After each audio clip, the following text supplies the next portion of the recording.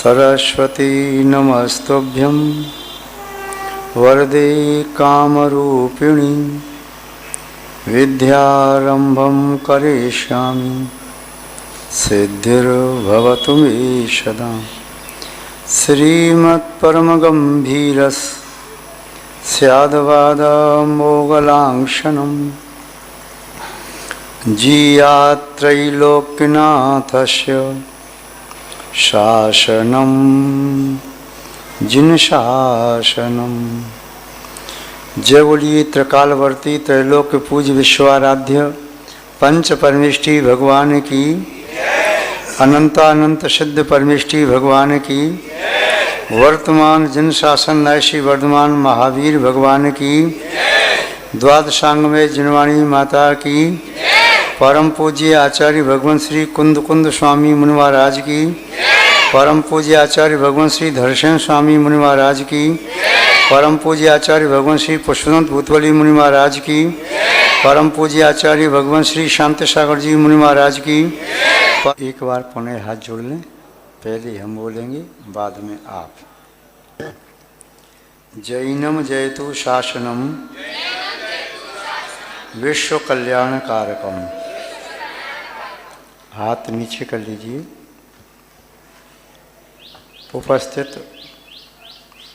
धर्म स्नेही सत श्रद्धालु भव्यवर कुंडली पुण्यात्मा महानुभाव,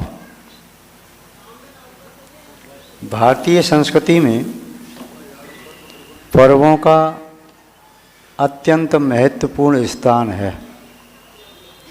पर्व मानव कल्याण के लिए निमित्त बनते हैं।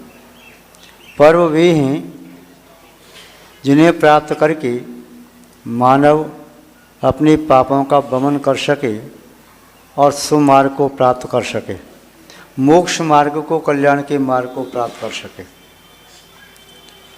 पर्व तो अनेक प्रकार के होते हैं। राष्ट्रीय पर्व जो आप मनाते हैं 15 अगस्त और 26 जनवरी को, स्वतंत्रता दिवस और गणतंत्र दिवस। लौकिक पर्व जो आनंद और मौज मस्ती के लिए आप मनाते हैं, खा पी करके आप आनंद का अनुभव करते हैं। कुछ होते हैं धार्मिक पर्व जिनका संबंध धर्म से होता है। दीपावली का पर्व, महावीर जयंती का पर्व, अक्षय तृतीया का पर्व, अनंत चौदश का पर्व, रक्षाबंधन का पर्व, अनंत चौदश का पर्व इत्यादि पर्व, या अष्टानिक पर्व, 16 कर्ण पर्व, पर्युषण पर्व, ये धार्मिक पर्व हैं। जिन पर्वों को प्राप्त करके मन हमारा विशुद्ध होता है, कषाय मंद होती हैं, आत्म कल्याण का भाव सहज ही चित्त में जागृत होता है और हमारी विशुद्ध भावना न केवल स्वयं के कल्याण में, दूसरों के हित में भी प्रवृत्त होती है। देवशास्त्र गुरु से संबंधित जो धार्मिक पर्व हैं वह अनादिकाल से प्रवर्तमान जो अष्टमी, चतुर्दशी, अष्टानिक, 16 कर्ण और पर्युषण पर्व हैं, इन्हीं पर्वों के मध्य एकमात्र पर्व माँ जनवाणी से संबंधित है। वह है 11 महीने में नहीं आता। 11 महीने लघु हैं, लघु मास। ये 12वां महीना है, इसका नाम क्या है? ज्येष्ठ। क्या नाम है? ये जनवाणी का पर्व ज्येष्ठ के मास में आता है, लघु मास में नहीं, सम मास में नहीं। और यूँ कहें कि माँ जनवाणी का पर्व इस महीने में आता है, इसलिए महीना भी ज्येष्ठ कहलाता है। क्योंकि माँ की गरिमा, माँ की महिमा, माँ का गौरव, माँ की प्रतिष्ठा, माँ का सम्मान शब्दातीत है। माँ वो एक अनुपम, तीनों लोकों में अद्वितीय चीज़ है जिससे सारा संसार जीवंतता को प्राप्त करता है। माँ के बिना यूँ मानना चाहिए संसार मुर्दे की तरह से है। यदि शरीर के लिए प्राणवायु न मिले तो शरीर मुर्दा हो जाता है। उसी प्रकार किसी धार्मिक व्यक्ति को माँ जनवाणी की छत्र छाया न मिले तो उसका जीवन भी मृतक तुल्य कहा जाता है। ज्येष्ठ महीने की शुक्ल पक्ष की पंचमी, महानुभाव, महीना भी अपने आप में ज्येष्ठ, पक्ष भी शुक्ल। शुक्ल कहिए तो धवल सफ़ेद और कृष्ण कहिए तो काला, ये शुक्ल पक्ष है। और तिथि भी कहिए तो पंचमी। तिथि 5 होती हैं, नंदा, जया, नंदा, भद्रा, जया, रिक्ता और पूर्णा। एकम, षष्ठी और एकादशी ये नंदा तिथि है। द्वितीया यानी दोष, सप्तमी और द्वादशी ये भद्रा हैं। तीज, अष्टमी और त्रयोदशी ये तिथि जया हैं। और चतुर्थी, नवमी और चतुर्दशी ये रिक्ता हैं। पंचमी, दशमी, अमावस्या और पूर्णमासी ये पूर्णा तिथि है। पूर्णा तिथि अंतिम तिथि ये पूर्णता का प्रतीक है। इसलिए ये जनवाणी का पर्व पूर्णा तिथि में, यदि दोज को होता, तीज को होता, एकम को होता, चतुर्थी को होता तो अपूर्ण कहलाता। जीवन की पूर्णता यदि होती है तो माँ के माध्यम से होती है, और जीवन का प्रारंभ भी होता है तो माँ के माध्यम से होता है। माँ के बिना जीवन का प्रारंभ नहीं और माँ के बिना जीवन की पूर्णता नहीं। और मध्य का जीवन है वह माँ के साथ जिया जाता है, तभी सुखद हो सकता है, अन्यथा नहीं। महानुभाव, यह ज्येष्ठ शुक्ला पंचमी का पर्व माँ जनवाणी की उपासना का पर्व है, आगम की सेवा का पर्व है, ज्ञानोपासना का पर्व है। यह द्वादशांग वाणी की अर्चना पूजा भक्ति करने का पर्व है। इस दिन लोग सरस्वती की उपासना करते हैं, जनवाणी की पूजन करते हैं, अर्घ चढ़ाते हैं, सुत स्कंद की स्थापना करते हैं, सुत स्कंद विधान की रचना या उसका विधान संपन्न करते हैं। जनवाणी से संबंधित जो भी कार्य संभव हो सकते हैं वह सब करते हैं। जनवाणी का प्रकाशन भी कराते हैं। यदि मंदिर में, लाइब्रेरी में कहीं जनवाणी अस्त व्यस्त है तो पुण्यात्मा महानुभाव उस जनवाणी को व्यवस्थित करते हैं।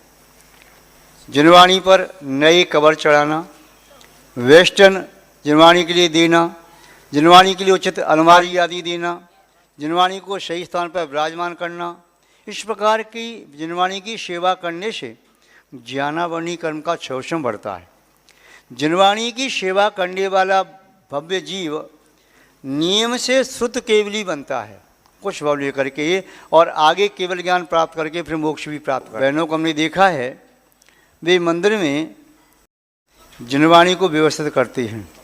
घंटे 2 घंटे 4 घंटे समय निकाल करके जो स्वाध्याय नहीं कर पाते, जो जिन्हें शब्द ज्ञान अक्षर ज्ञान नहीं है, वे जनवाणी की सेवा करके अपने ज्ञान का शोषण बढ़ाते हैं, भावशत ज्ञान को प्राप्त करते हैं।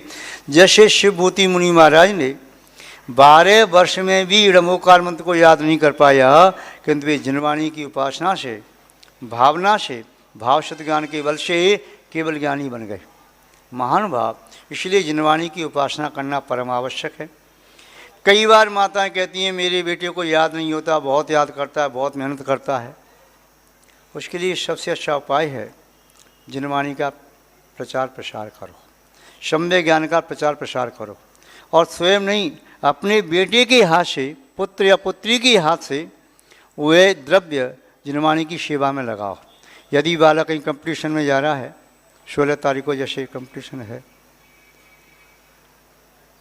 यूपीएससी आदि का शायद, तो जिनको जहाँ जाना है उसके पहले उससे कि जनवाणी भेंट कराओ, चाहे मंदिर जी में, चाहे किन्हीं उत्तम पात्रों को, आचार्य उपाध्याय साधु को, आर्का संघ, ऐलक जी, छुल्लक जी, छुल्लका माता जी, त्यागीवती, जो स्वाध्याय करना चाहते हैं उनके लिए जिनवाणी उनके पास उपलब्ध नहीं है, उन्हें जाके भेंट करो। वे उसका अध्ययन करेंगे, उस अध्ययन से उन्हें जो पुण्य मिलेगा, ज्ञान का लाभ मिलेगा, उसका 1/6 हिस्सा भेंट करने वाले को स्वतः ही प्राप्त हो जाएगा। तो महानुभाव, जिनवाणी की सेवा उपासना जैसी आपकी सामर्थ्य है, चाहे तन से करो, चाहे मन से करो, चाहे वचन से करो और चाहे धन से करो, या चारों चीज़ों से करो। धन दे करके भी जिनवाणी की पूजा अर्चना भक्ति करो, वचनों के माध्यम से ज्ञान का दान दो और जिनवाणी की भक्ति पढ़ो, जिनवाणी की स्तुति पढ़ो, जिनवाणी की पूजन करो और मन में शुद्ध भावना रखो, और शरीर के माध्यम से भी जिनवाणी की विनय करो। कहीं आपको अस्त व्यस्त दिखाई दे रही है, उसे सही स्थान पर व्यवस्थित रखो। अपने हाथों से उसकी बाइंडिंग करो, कवर चढ़ाओ, वेस्टर्न लगाओ, क्योंकि आप कहीं दूसरे के चढ़वाओगे वह आपकी जिनवाणी की अभिनय कर सकता है। भगवान की अभिनय करने पर आपका खून खोल जाएगा, वहाँ भी भगवान की अभिनय करता है। तो ऐसे ही वह जिनवाणी की अभिनय कर सकता है, कहीं पैर रखे या पैर पर रखे, कहीं रखे, इसलिए अपने हाथों से ही जिनवाणी की सेवा करना चाहिए। महानुभाव, आपने जैसे अभी सुना, माता जी ने कहा जयदो शुद्ध देवदा, आचार्य दर्शन स्वामी के वाक्य जो स्वप्न में उनके मुख से निश्चित हुए और इस वाक्य के साथ उनकी नींद खुली। कौन थी आचार्य दर्शन स्वामी? कौन थी आचार्य पुरुषोत्तम तो भूतबली? क्या था वह सठखंडागम? कैसे उसकी रचना हुई? भगवान महावीर स्वामी का मोक्ष चतुर्थ काल में 3 वर्ष 8 माह 15 दिन शेष रही, तब उनका मोक्ष हुआ। भगवान शिवदेव का मोक्ष तृतीय काल में 3 वर्ष 8 माह 15 दिन शेष रही, तब उनका मोक्ष हुआ। भगवान महावीर स्वामी के मोक्ष जाने के उपरांत यहाँ भरत क्षेत्र में 3 अनुवद केवली हुए। 3 अनुवद केवली इंद्रभूति, गौतम गणधर, सुधर्माचार्य और जम्बू स्वामी। अनुवद केवली का आशय होता है अनुबद्ध, पीछे से बंधा हुआ। जिस दिन भगवान महावीर स्वामी को मोक्ष हुआ उसी दिन इंद्रभूति गौतम गणधर को केवल ज्ञान की प्राप्ति हुई। जिस दिन इंद्रभूति गौतम गणधर को मोक्ष की प्राप्ति हुई उसी दिन सुधर्माचार्य जी के लिए केवल ज्ञान की प्राप्ति हुई, और जिस दिन सुधर्माचार्य जी को मोक्ष हुआ उसी दिन जम्बू स्वामी को केवल ज्ञान की प्राप्ति हुई। यूँ तो इनके अलावा 4 केवली के नाम और भी आते। श्रीधर आदि केवली वे भी पंचम काल में मोक्ष को प्राप्त हुए।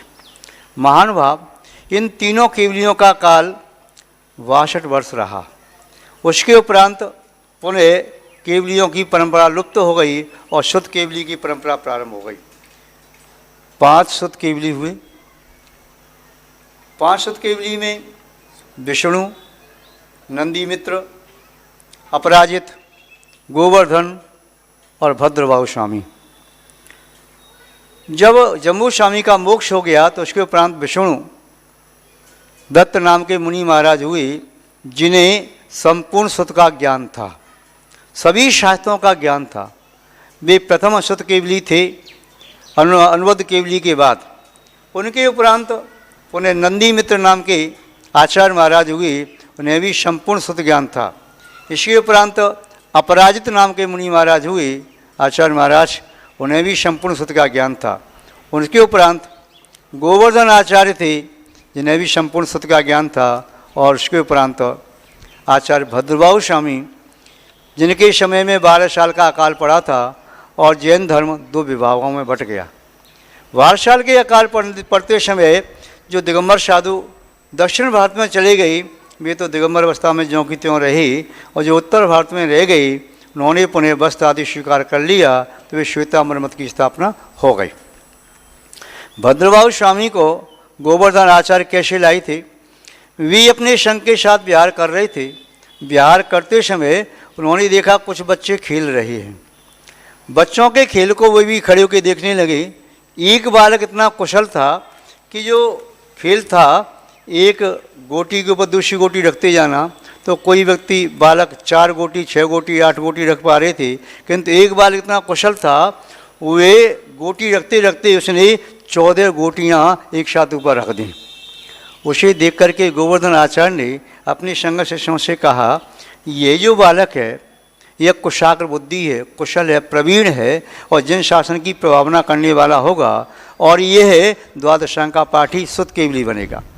गोवर्धन आचार्य उस बालक को लेकर के उनके माता पिता के पास गए और कहा, यदि आपकी अनुमति हो तो आपके इस बालक को हम शिक्षा देना चाहते हैं। उन्होंने कहा ठीक है। बालक का भी मन था शिक्षा प्राप्त करने के लिए, गोवर्धन आचार्य के साथ चला गया। वह भद्रबाहु छोटा बालक था, 8-10 साल का। उन्होंने अध्ययन किया। जब अध्ययन पूरा हो गया तो गोवर्धन आचार्य ने कहा, बस अब तुम घर जा सकते हो। वह कहने लगा, नहीं महाराज, मैंने ये आगम को देख लिया, समझ लिया, बस मुझे अपना कल्याण करना है।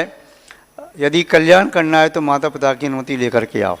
मैं वचन दे करके आया कि आपके बालक को शिक्षा दे करके मैं पुनः वापस भेज दूंगा।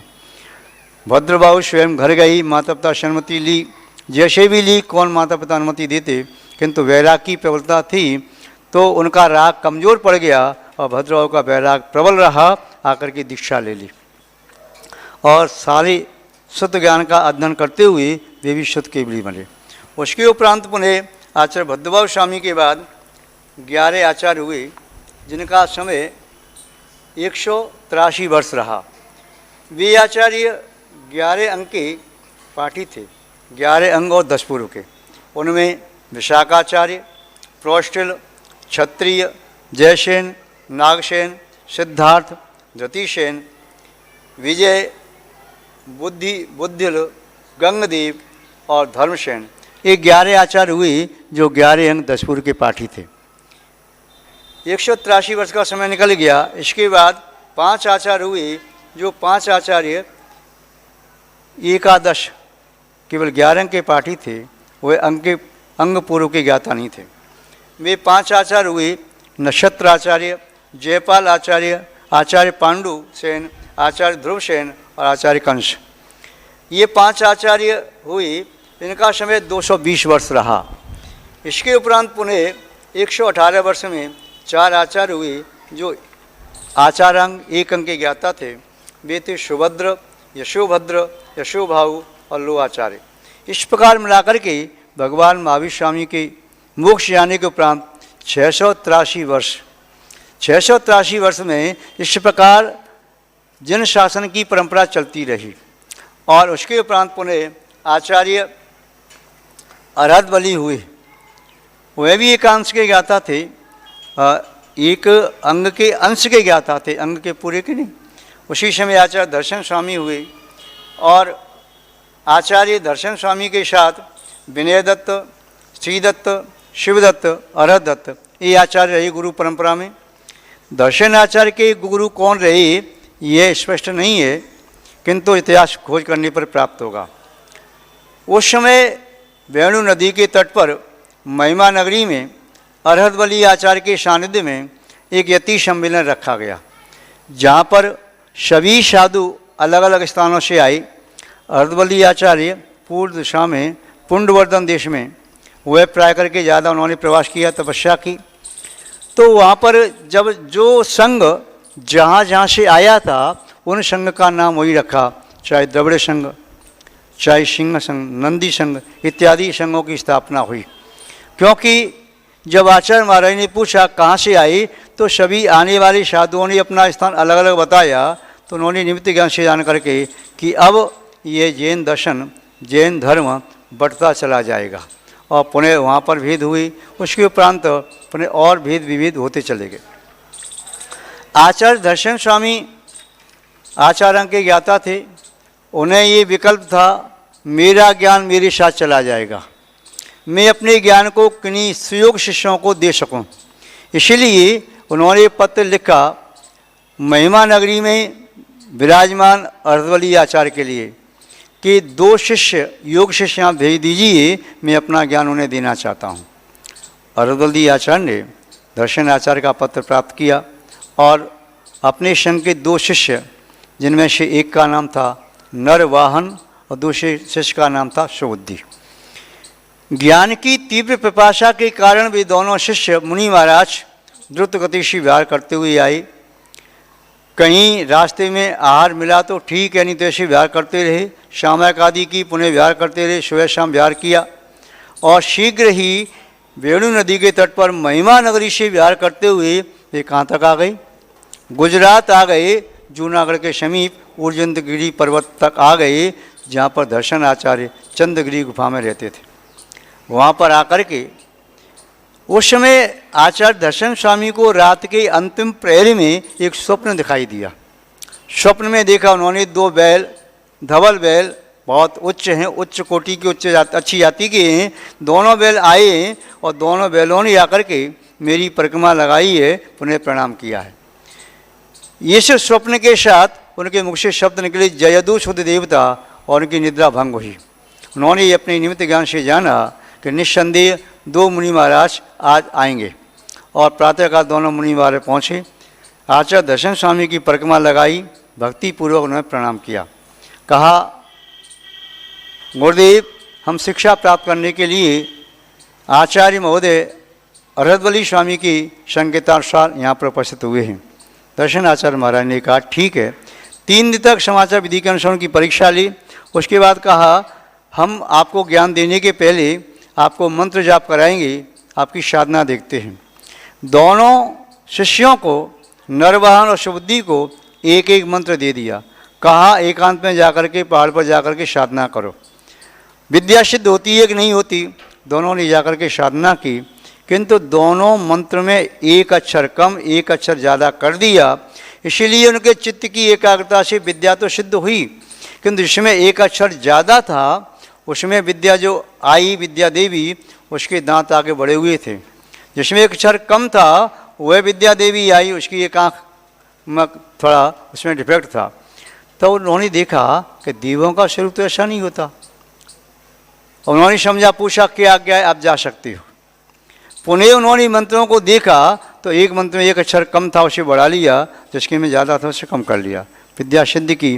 पुनः एक सुव्यवस्थित स्वरूप में दोनों देवियाँ उपस्थित हुईं। उन्होंने पुनः निवेदन किया, हमारे लिए आपकी क्या आज्ञा है? उन्होंने कहा, आज्ञा नहीं, गुरु आज्ञा से हमने ये मंत्र की साधना की है और पुनः आप जा सकती हैं। यह कहकर के विद्या देवी चली गई और वे दोनों शिष्य आचार्य दर्शन स्वामी के समीप आए और सब वृतांत कह दिया। इस प्रकार विद्या सिद्धि की मंत्र में हमने आपकी आज्ञा के बिना एक अक्षर घटा दिया या एक अक्षर बढ़ा लिया था। उन्होंने कहा, ठीक है, आप कुशल हैं, योग्य हैं चित्त को एकाग्र करने में भी, और यह भी आपकी बुद्धि की कुशलता है कि मंत्र की त्रुटि को भी आपने दूर किया। उन्होंने अध्ययन कराया। अध्ययन कराने के उपरांत आचार्य दर्शन स्वामी वयोवृद्ध थे, उनका समाधि का समय निकट था। उन्होंने कहा, अब आप यहाँ से जा सकते हैं। उन्हें लगा कहीं ऐसा न हो शिष्यों के मन में मेरे प्रति अनुराग जागृत हो, और अनुराग जागृत होने से मेरा भी अनुराग जागृत हो जाए और कहीं समाधि मेरी बिगड़ न जाए, इसलिए आप जा सकते हैं। दोनों को वहाँ से विवाह करा दिया। पुरुषदंत मुनि महाराज, उनका जो नरवाहन महाराज थे, उनका नाम रखा भूतवली, और सुबुद्धि मुनि महाराज थे, उनका नाम रखा पुष्पदंत। और जो पुष्पदंत मुनि महाराज थे, उनकी उम्र अल्प थी। उन्होंने 20 सूत्रों की रचना की, छठखंडागम के प्रारंभ के 20 सूत्र। अब उन्हें भी आभास हुआ मेरा आयुष कर्म कम है, तो इसलिए उन्होंने भी बाटगाम गए, बनवास गांव। वहाँ उनका भांजा रहता था, जिसका नाम था जिनपालित।